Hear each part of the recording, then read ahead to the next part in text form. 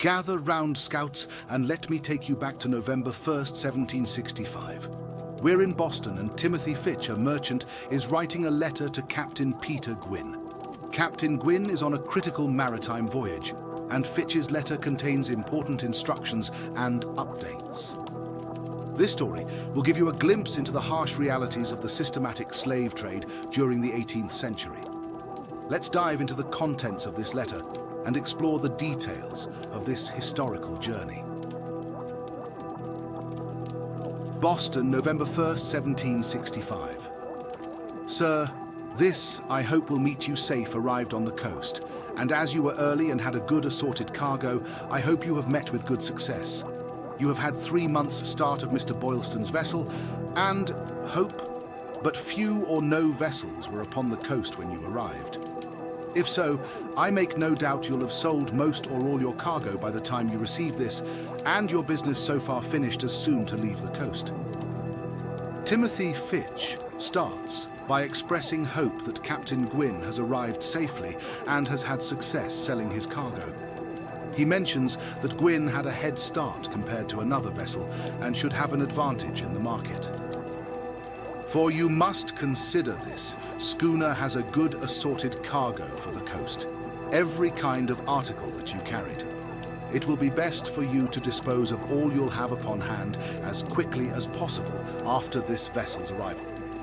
Fitch advises Gwinn to sell his remaining goods quickly once the new vessel arrives, emphasizing the need for speed to stay ahead in the trade.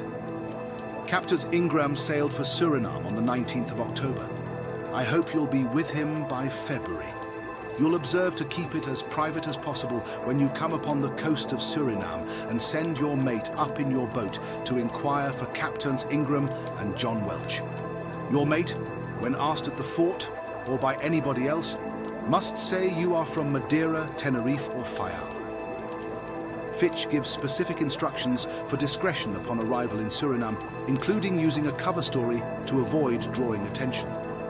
When Ingram comes down to you, you must be sure you run no risk in delivering the slaves.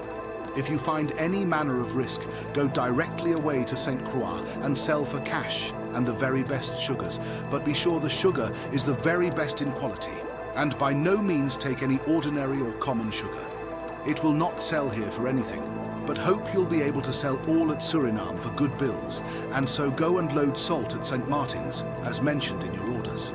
Fitch emphasizes the importance of avoiding risk, advising Gwinn to head to St. Croix if necessary and to only accept the highest quality sugar. I refer you to your orders and only would remind you to be very careful in all you do. Write me by all opportunities and make dispatch. I wish you good success and am your friend and owner, Timothy Fitch.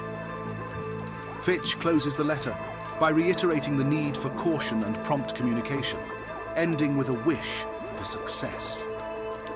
This letter provides a disturbing yet historically significant insight into the systematic slave trade of the 18th century.